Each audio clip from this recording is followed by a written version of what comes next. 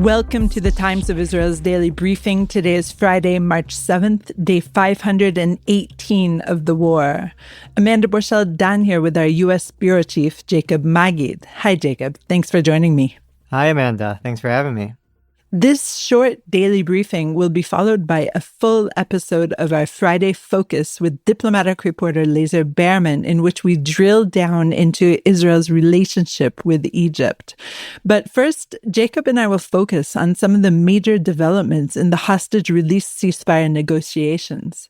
So, Jacob, we learned on Wednesday that the U.S. has been conducting direct talks with Hamas to get hostages out. The U.S. designated Hamas as a terrorist organization in 1997, if I'm not mistaken. So does speaking directly with Hamas contravene some kind of protocol for dealing with terrorist entities? So there's no U.S. law against speaking to terror organizations. What the law says is that you can't provide terror organizations with material or technical support. And even if you do violate this, it's the president who decides who's going to be prosecuted. But what Trump says on Thursday is that the U.S. is not giving material support to Hamas. He specifically says we're not offering them cash. We're just trying to get the hostages out. And this is actually helping Israel, as he says, because these are Israeli hostages. And I think you have then Witkoff slightly earlier in the day talk about how there's still maybe a policy, or he doesn't talk to Hamas, but we have a hostage envoy in Edan Alexander, and he is basically exempt from this policy because his job is to try to negotiate the release of hostages, and Hamas is the one holding them. So therefore, of course, it makes sense for him to talk to Hamas. What's interesting is this was never really a policy considered or definitely not implemented by the Biden administration because of the concern about the political ramifications of this move, and specifically the concept or the concern that Israel would come out and strongly criticize the Biden administration if it did it. And I think it's interesting to see how the Trump administration takes the step. Israel is reserving its criticism and only expressing it behind closed doors. But I think under what one Israeli official I spoke with said, it's very unlikely that this courtesy would have been provided to the Biden administration. Tell us, as far as you know, who is involved in these talks and how long has this been going on? So Adam Boehler, who is the hostage envoy for the president, is the one leading these direct talks on behalf of the U.S. And he held a meeting in recent days. We're not talking about weeks, but actually recent days in Doha. And mainly the focus of this meeting and subsequent discussions has been basically about getting the American hostages out of Gaza as soon as possible. You have specifically one American hostage, American-Israeli citizen Edan Alexander, a soldier who's been held since October 7th. And then there's 4 bodies, in addition of American citizens, dual Israeli, also Israeli nationals as well. We're talking about Gadi Chagai, Judy Weinstein, Omer Nutra, and Itai Chen.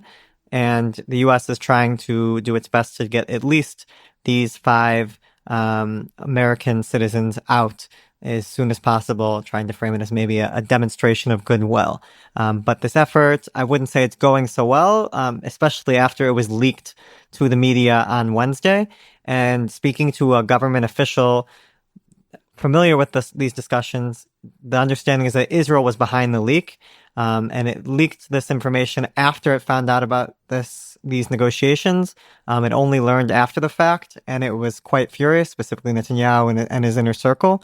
And the U.S. decided to keep them out of the loop because they had tried to move forward with this kind of meeting. Bowler did recently in recent weeks, and it did reach out at that point to Israel, and Israel really rejected the idea. And the U.S. shelved it for the time being as a result of that Israeli opposition.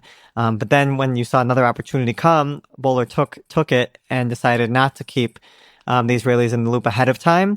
But ultimately, the Israelis still found out. Netanyahu found out, I think, through other channels, is my understanding. And then a decision was made to leak it in order to try and sabotage the effort to a degree. And I think what I was told by a government official is that Israel fears that if the U.S.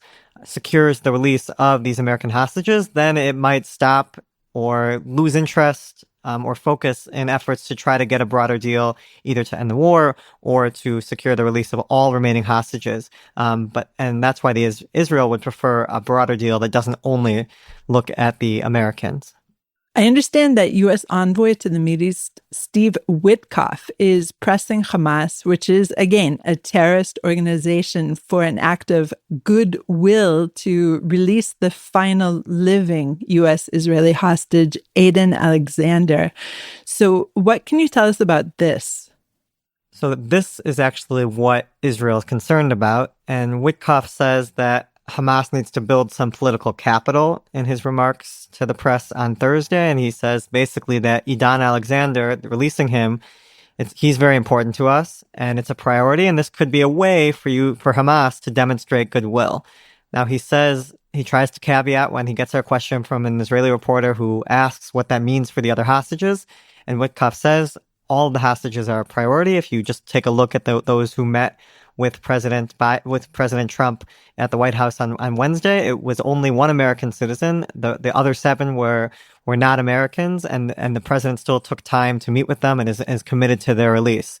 Moreover, we've still pretty much seen a U.S. adopting of the Israeli position regarding Phase 2, which is just to not move forward with the exact deals of Phase 2. If you remember, Phase 1, which completed on Saturday, there were supposed to be negotiations that started on the 16th day, which was basically a month ago, on February 3rd, regarding the terms of Phase 2. Phase 2 basically says full withdrawal of Israeli forces, a permanent end to the war, but in exchange for the remaining Israeli hostages. Netanyahu signed on to this deal that requires these things, but ultimately has said from the get-go that he's really not interested in it.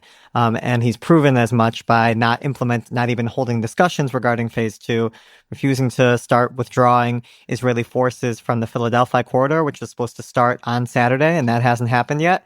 And the U.S. has not pushed Israel to actually abide by these terms, and has even come out on Sunday saying we support the Israeli position. And then on Thursday, the State Department says we also support the Israeli decision not to allow aid into Gaza, which also you could argue is a pretty blatant violation of the terms of the deal. So while, yes, you could say that there's concern in Israel regarding this prioritization or this attempt to prioritize American hostages, overall, the U.S. is still standing by the Israeli approach in the negotiations. Jacob, where do you see these direct talks moving on from here? So the leak on Wednesday, I don't think helped these things. A source familiar told me that the talks hit a snag as a result of the leak. However, Witkoff said on Thursday that he's still hopeful that maybe Hamas will still want to show some movement, gain that political capital he was talking about by maybe releasing some hostages or be willing to as part of a broader framework. And he says that he's heading to the region next week and he's hoping to advance this effort. I'll note that we had this isn't the first ultimatum, if you recall, from Trump.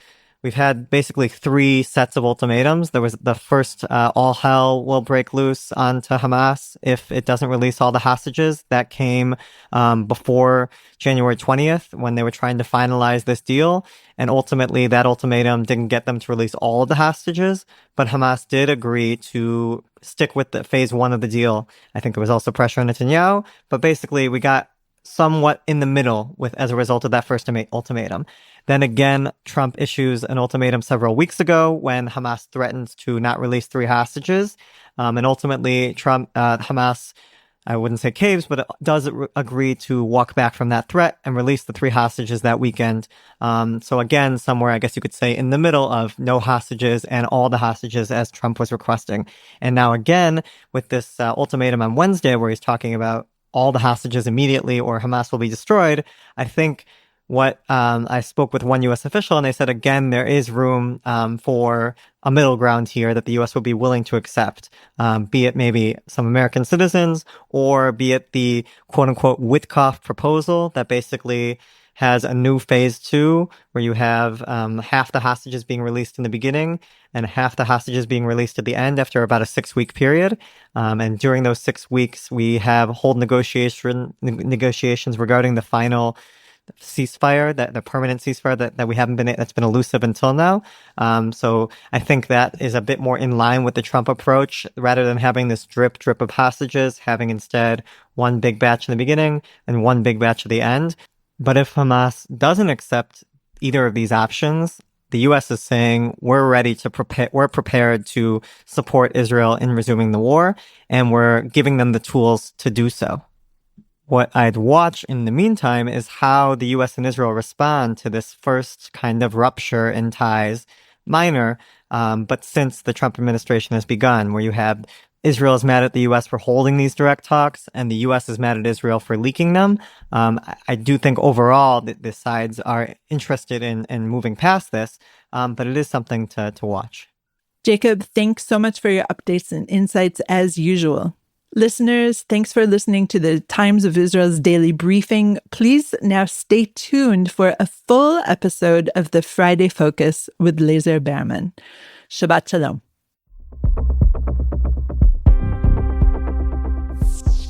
Welcome to the Times of Israel's Friday Focus, our weekly podcast in which our diplomatic reporter Lazer Berman explores the news that spins the globe. So I'm your host, Deputy Editor Amanda Borschel-Dan, and today is Friday, March 7th. Lazer, thank you so much for joining me as always, and today from our Jerusalem office. Good to be back. Good to be in the office with you. It always is fun. And, you know, I would say that few outside of my close family know just how annoying I can be. And you are one of the exceptions. And why is that? Because for a while now, I've been bugging you to speak about Egypt. So listeners, with all of this prodding, this will be the focus of today's Friday Focus. Prodding pays off, right, Lazer? It does. It does indeed. And I'm eager to see what else you prod me to talk about in the future.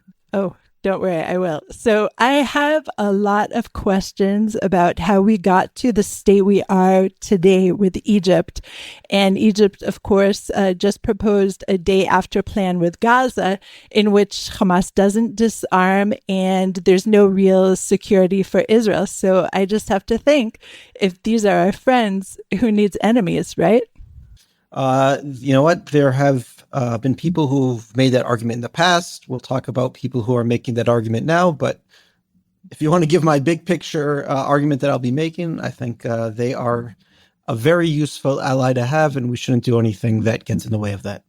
All right, so let's just begin with the 3 times that Egypt actually waged war, or at least announced for war, declared war against Israel. And then there's, of course, the war of attrition. So let's start really with the foundation, or before the foundation of the state of Israel. And we'll go through very, very, very quickly at like 2 times speed, a bit of history, and then we'll slow down when we get to basically the past decade. Okay, so let's do it like that. So let's very quickly review Israel's relationship with Egypt. Okay, so when we're talking about Israel's relationship with Egypt, I'll just take 30 seconds and talk about it goes well before the modern state of Israel. Indeed, Jews, the Jewish people in Egypt, have a relationship, an intense relationship that goes back into ancient times. Obviously, the Bible is full of stories about Egypt, most significantly what we'll celebrate with Passover, the Jews leaving Egypt, the Exodus. But then you look later into Jewish history, the time of the kingdoms in the land of Israel. Egypt was sometimes an important ally, sometimes an adversary, but there's no question that Egypt was the superpower in the area. Israel was generally caught between superpowers, and there was an ongoing, continuous, and often very productive back and forth between the two, between Israel, between Jews, and between Egypt and the rulers there. Sometimes the rulers were Greek, sometimes Roman, and in time, there became a very large, important Jewish community in different parts of Egypt. Even, if you're going back to the First Temple period, there was a temple in Elephantine made up of Judean warriors. So this is a relationship that goes back not only in our thinking, but also in Egyptian thinking. You see the Jews and Israel and the Exodus story even come up in Egyptian writings. So this is not something that's purely a modern political relationship. Though I just have to butt in and say, of course, we're using the words Egypt and Israel basically just to kind of explain the land area that we're talking about. You know, what is modern Egypt and what is modern Israel? We're using these terms to explain this historical relationship because obviously it wasn't called Egypt way back when. But also, I think one of the things to emphasize in this historical relationship is also the very strategic area that was the Gaza Strip. And in biblical times, it wasn't a Hebrew area. It wasn't a Jewish area. And it really wasn't for many hundreds of years. But there was some kind of Egyptian presence there. Wouldn't you agree, Laser? Yeah, but I would also say that, even to use the terms Israel and Egypt, if we're not talking about the modern state, these are two identities that go back into ancient times. So you have Roman and Greek writings that are called Egypt, and that was the name that they were talking about, and also with Israel. So modern day Egyptians feel like they are part of this people that goes back into ancient times, just like Jews in Israel do as well. So I think that's also important in the way we look at each other. But yeah, Gaza sat on that route that continued. If you're going from Egypt and you're going toward Asia, if you're going toward Europe, you would hug the sea. And you had a series of cities along that route, along the Via Maris, that traders and even militaries would take. And Gaza was one of those cities. It was at different times Greek, Jewish, but also often a Philistine city, one of the main Philistine cities on the route. And it was generally actually not a port city. It was kind of a port city in the middle of the desert. The modern Gaza City port is much more recent, but it was generally a trading post that was a kilometer or more from sea, kind of in the desert. And it was kind of the place where caravans would set out toward that rich land of Egypt. So certainly Gaza, there was no Gaza Strip then. Gaza Strip is a modern creation. But the city of Gaza was an important stop in this cross-pollinization, this movement of armies, this movement of goods between what is now Israel and Egypt and that whole Nile area. So let's do a big fast forward and get to the declaration of the State of Israel, or just thereabouts. Yep. So we get to that period. Egypt had been under British domination since the 1880s. There would be British military officers in Egypt into the 1950s. Officially, 1922, Egypt celebrates its official independence from Britain, and it is ruled by a monarchy. There is definitely a nationalist movement, which will take over later, but they are see themselves as this ancient culture and the rightful leader of the Arab world for a number of reasons. First of all, size, it's the biggest Arab country. And also because it has institutions like Al-Azhar University, which has a claim for being kind of the Sunni, the cornerstone of the Sunni intellectual world. And it sees its rightful place as the leader of the Arab world. Obviously, one of the pressing issues for the Arab world in the late 1940s after World War II is the establishment of the State of Israel and what to do about that. Now, we know that Egypt was a key member of the coalition that invaded and tried to snuff out the nascent Jewish state. Their forces actually made it quite deep into Israel. There are monuments inside of Israel where they reached, into modern day Israel, well beyond Gaza. There was what was called the Fallujah Pocket, which was a pocket of the Egyptian army that was cut off and that Israel tried to reduce. Ultimately, there was armistice agreements in 1949, which set the lines between the two sides. But Egypt held on to the Gaza Strip. And throughout, even in the 40s, also in the 50s, there was a series of covert contacts between, first of all, the Jewish agency. One of the people from the Jewish agency that met with Egyptians was called David Horowitz. So it's not our chief editor, but someone by that name. And some of the key figures in later Jewish history, Moshe Sharet, who was one of Israel's presidents, were involved in these quiet contacts between Egypt. Some of it was talking about the armistice and how to implement the armistice, but there was also attempts to get the Egyptian leadership to move toward a peace agreement with Israel. But at the same time, of course, there were a lot of military operations, and this is what we would call the war of attrition. What were the years on that? Well, the war of attrition is later. That's after the 67 wars. The big war that happens in the 1950s, so this is after the British are kicked out. Egypt goes through this Nasserite revolution. Nasser takes over. Gamal Abdel Nasser that's when Egypt enters its Republican era. And he has this pan-Arab vision of Arab nationalism, which he leads.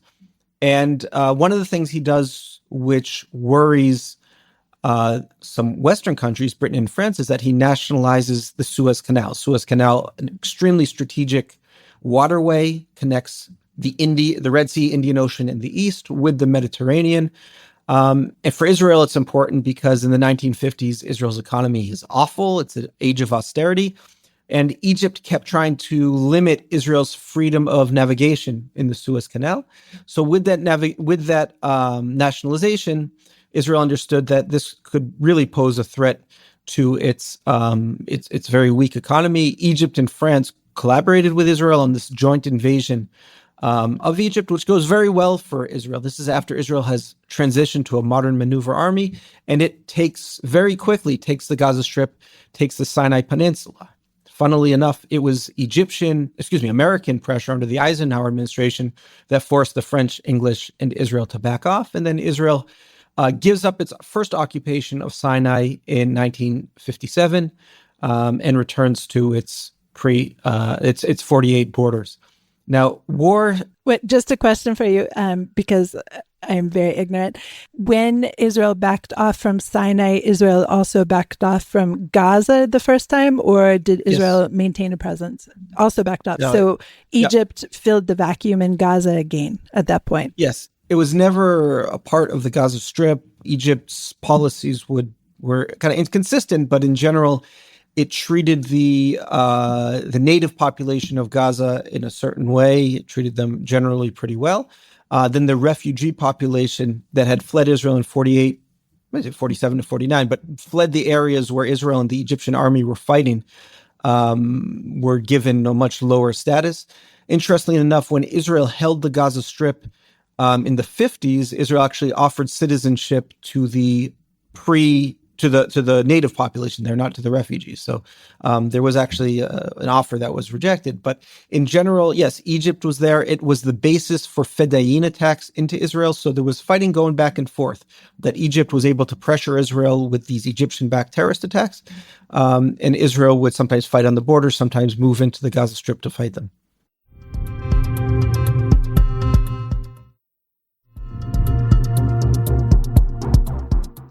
So basically, it sounds like Egypt was in control of the Gaza Strip, but definitely considered the Gazans the other. They were not considered Egyptians in any way. Yeah, it was in Egypt's eyes supposed to be part of the Palestinian state. It was part of the British Mandate, which in Egypt's eyes should become 100% a Palestinian Arab state. Okay, so what happens next? Next major development is the 1967 Six-Day War. They shut down the Straits of Tiran, so they shut down the access to the Suez Canal for Israeli ships. Huge problem in terms of trade. Israel sees that as a casus belli. There's a number of reasons for the outbreak of war, but Israel understands that Egypt and its allies in Syria are preparing for war. Now, I'll just take a side note here that we talked about the Yemen insurgency and that Egypt had sent a bulk of its army actually to Yemen to fight in that insurgency, lost a lot of forces. It was basically Egypt's Vietnam. Israel cooperated with the forerunners of the current Houthi government to fight against the Egypt-backed forces, the Nasserite forces. And Egypt comes to the 67 war kind of tired from their own Vietnam. And they certainly don't perform well. Israel in June 1967 opens up a surprise attack, Operation Moked or Focus, which takes out Egypt's air force on the ground. They also take out Syria's air force. And once they've done that, they basically won the war. It's basically a couple days of fighting in the Sinai, where Israel takes the Gaza Strip, the entire Sinai Peninsula. They take the Golan Heights from Syria, and they move into the West Bank and drive the Jordanian army across the Jordan River, taking Judea, Samaria, so it's the southern West Bank, northern West Bank, and all of Jerusalem, and absolutely remake the map of the Middle East, expand their territory several times over, and really change the balance of power in the Middle East. Okay, and then the War of Attrition. Thank you for correcting me earlier. And then we come to 1973. Yeah, so the War of Attrition, Egypt doesn't stop fighting. Within a year, it and Syria, and also Jordan actually, are fighting with Israel across the Suez Canal, terrorist attacks, artillery attacks, occasional bombing raids. Israel retaliates against Egypt by deeper and deeper air raids into Egypt. By 1970, when Anwar Sadat replaces Nasser, who died, that is wound down, and the War of Attrition ends in 1970. Now, Sadat is a different type of ruler. He's much more pragmatic. He doesn't have these grand plans of, being the leader of the Arab world to destroy Israel. He understands he's not going to destroy Israel. What does he want to do? He wants to get back the Sinai Peninsula, does not want back the Gaza Strip. And the way he understands to get Israel to the negotiating table, obviously Israel is in a very powerful position right now, is through war, but not a war that threatens Israel itself. But as long as they're able to invade the Sinai, take a certain piece of the territory and hold on to it, that's enough to get Israel to the negotiating table. And that is the method by which Sadat thinks that he can liberate and return the Sinai Peninsula to Egypt. Now, there's another strategic goal here for Sadat. He wanted to move away from the Soviet bloc and move into the American sphere. That's something that the Americans wanted as well. He understood that the American sphere would give him better economic opportunities, would give him much better weapons. And the way to do that as well would be to start this process where if he makes peace with Israel, his demand of the Americans would be that the Americans start supplying them with weaponry and economic opportunities. So there's this big strategic goal that Sadat has through war. And I have to say the Egyptians pull it off perfectly in that they don't win the war militarily. They surprise Israel on October 6th by moving across the Suez Canal, capturing almost all of the Israeli outposts on the border, taking hostages, beating off the Israeli counterattack. But when they are pressured by their Syrian allies in the north to continue the attack, because Syria comes under significant military pressure by Israel that has recovered in the Golan, they say, Egypt, you need to continue the attack in the south. You need to relieve pressure on us. Once they move away from the umbrella of their anti-aircraft SAM batteries, that's exactly what Israel's waiting for. Israel absolutely picks them apart in these massive tank battles in the Sinai. Then Ariel Sharon and others famously cross the Suez Canal into Africa, and they surround the Egyptian Third Army, and that's where the war ends. With the Egyptians surrounded, America stops Israel from destroying the Egyptian army. Israel does not push into basically an undefended Cairo, and they move. It takes a few years, but they moved to 1978, where under Jimmy Carter, Menachem Begin on the Israeli side, Sadat on the Egyptian side, they signed the Camp David Accords, which are officially concluded in 1979. Can I just mention in March 1979, which means this is an anniversary month, very important anniversary month. And I want everyone to make sure that they are having parties and events later this month to mark that anniversary. But that is that's where we stand, basically. That sets the basis for a few things. One, it convinces the Arab anti-Israel bloc that there's no way to defeat Israel on the battlefield. Jordan had already dropped out basically before 1973 of the Arab fight against Israel. It sent some desultory forces to the Golan, but it wasn't serious. Jordan ends up signing the peace treaty in 1994, and basically Syria's left with the fight against Israel, but they don't want to destroy Israel. Oh, they'd love to, but they can't. Their goal is to get back the Golan Heights somehow, and the fight by the hostile Arab forces to Israel, which is, Syria, Iraq, a range of terrorist groups, the Palestinians, moves to a different phase. And this is also the basis of the long-standing peace treaty between Egypt and Israel. Okay, so now we're in this situation of what many call cold peace, But lately we're hearing reports of a buildup of the Egyptian army on the border with Israel. And so I'd like to get a sense from you, what is the Egyptian army? I mean, in terms of population of the people, we are outnumbered by infinite times. I mean, Egypt has over 100 million people, and we have something like 10 million plus minus. So what is the capability, essentially, of the Egyptian army? Can Israel still take them on? Short answer, absolutely. Israel would absolutely win that fight. We can talk briefly about the Egyptian army. Egypt's about 11 times bigger than Israel population size. Israel spends, I think, 6 times more on their military budget. So what Israel has in terms of quantity, usually, actually, Egypt has more, but Israel has much better equipment, technology across the board. Egypt has a much more capable navy, but even so, that wouldn't be a major problem for Israel, given our advantage in terms of the air force. The armies are not that different in terms of size. I would say the Egyptian standing army is about 3 times bigger. The reserve force is about the same. But capabilities, the Egyptian army is really not that impressive. Have they fought any major wars recently? No. They fought most significantly these counter-terror campaigns. They fought in about a decade ago, really 2014. It kicked off in earnest when an insurgency in the Sinai Peninsula turned into an ISIS insurgency. And that's when it turned into a pretty bloody fight. Egypt lost thousands of soldiers fighting these insurgents. It turned into a point of serious cooperation between the two sides, that Israel would start allowing Egypt to bring more and more forces into the Sinai Peninsula. So based on the military annex of the 1979 treaty, Egypt is very limited into the type of military forces they can introduce into the Sinai. It's basically only lightly armed border guards, that type of thing.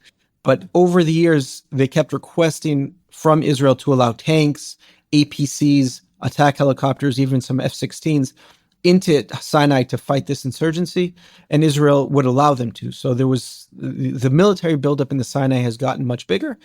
And should also note that Israel also was allowed to strike insurgents, terrorists in the Sinai Peninsula by Egypt. So this is a point of serious coordination and cooperation between the two. Obviously, insurgents, ISIS and other groups in the Sinai Peninsula is not only a threat for Egypt, it's also a threat for Israel. There was terrorist attacks that killed soldiers along the border. They would fire into Eilat. So it's a mutual interest that brought the two sides much closer together about a decade ago. Okay.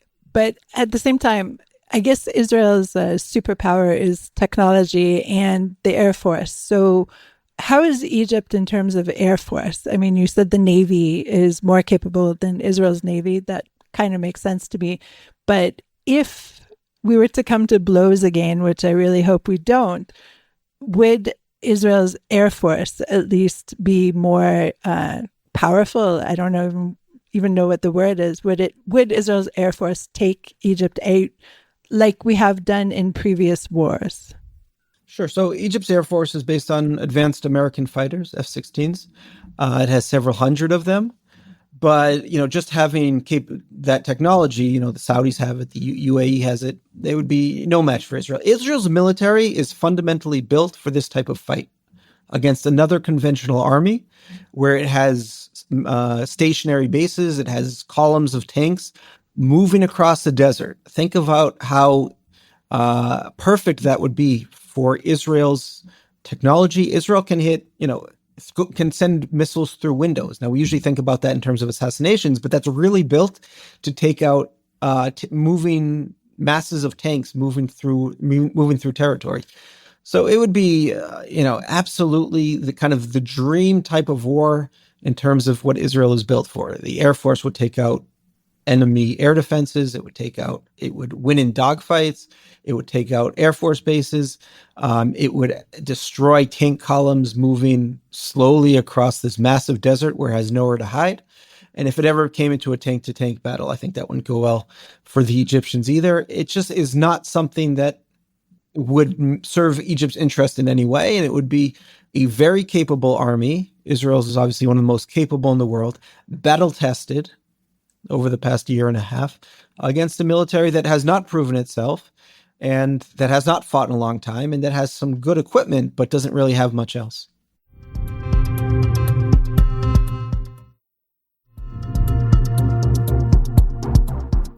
Okay, that is very reassuring. So now let's take the conversation into Egypt's role as mediator. In the past decade, at least, Israel has utilized Egypt as a mediator for any kind of talks with Hamas or Palestinian Islamic Jihad in all the very many wars or mini warettes that we've had within the Gaza Strip over the past, as I said, decade. So is Egypt a fair mediator in terms of who is it representing? Question. So certainly our interests and Egypt's interests don't line up entirely, right? Let's lay a few things out. First of all, Egypt sees Hamas as an adversary. Egypt's big enemy is the Muslim Brotherhood. Hamas's roots are in the Muslim Brotherhood. Egypt sees Hamas as part of that Muslim Brotherhood movement. It defines the Muslim Brotherhood as a terrorist organization. And when it was fighting that bloody insurgency in the Sinai, Egypt believes that there was constant contact between Hamas and ISIS terrorists, and that they would even use Gaza as kind of a strategic rare area to get medical care, to even get weapons. So it sees Hamas as an enemy. At the same time, there's no great love for Israel, and Hamas and Palestinian Islamic Jihad are ways to pressure Israel to do things that Egypt wants. But in general, Egypt's interests are that there will be quiet, there will be stability there, that it doesn't have to worry about Palestinians flooding into the Sinai. In 2008, Hamas blew up the border fence between Gaza and Egypt, and up to 700,000, maybe even more, Palestinians, Gazans moved into the Sinai Peninsula. You can imagine what that did for the contacts between Hamas and tribes in the Sinai. It's not something that they want to see again. So their interest is that there's stability. They try to wrap these wars, these operations between Israel and Hamas up as quickly as possible. And they haven't necessarily wanted to see Israel defeat Hamas. That's if they could snap their fingers, Hamas would be gone. But even now, their first interest is to make sure that masses of Gazan civilians are not pushed into Egypt.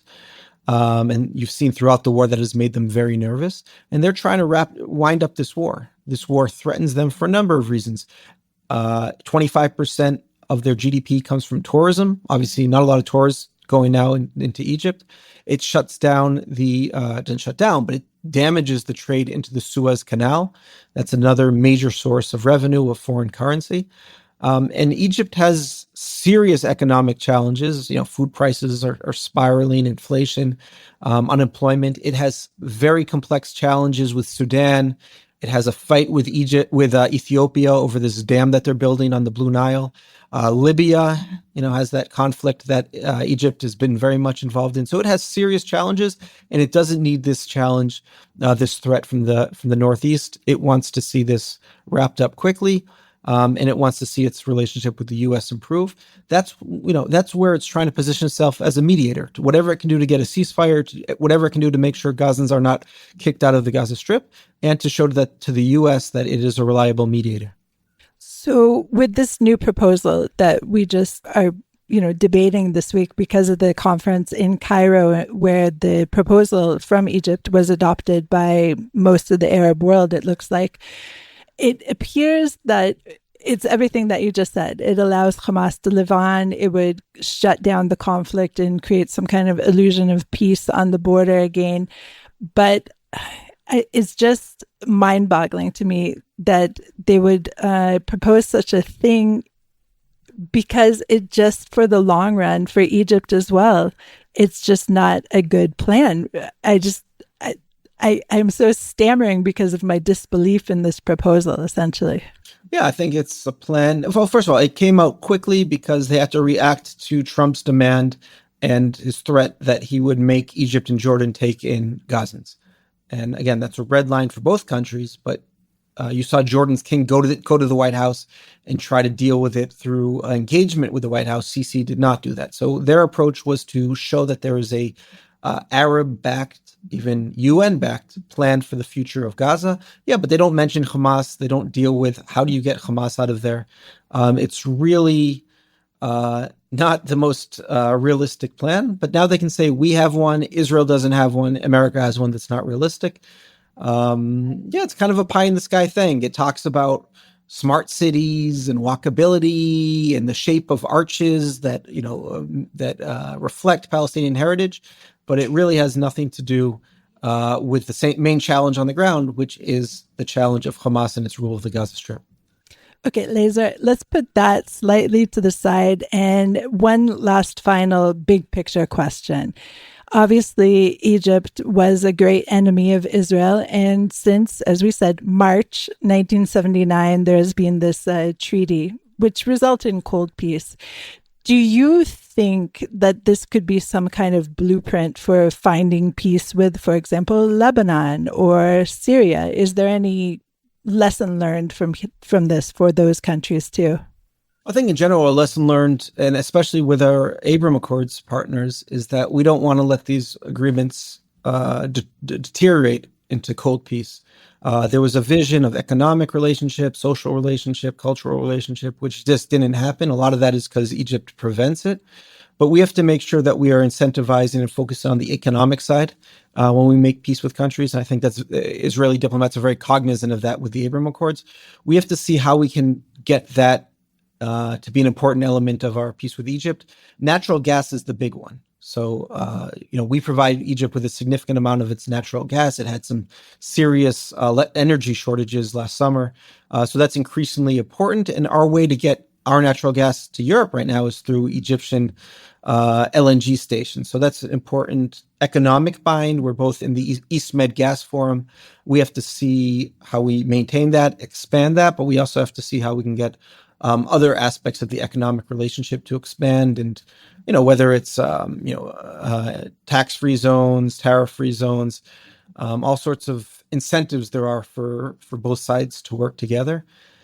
If ever there is peace with Lebanon and or Syria, I expect it to be a much warmer peace, a much more comprehensive peace.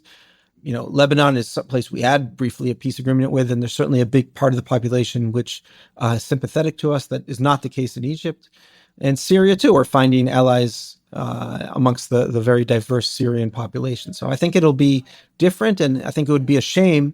It'll be good if it lasts as long as the peace agreement, as stable as it's been with Egypt, but it'll be a shame if it is only kind of a security relationship and not one that's broader.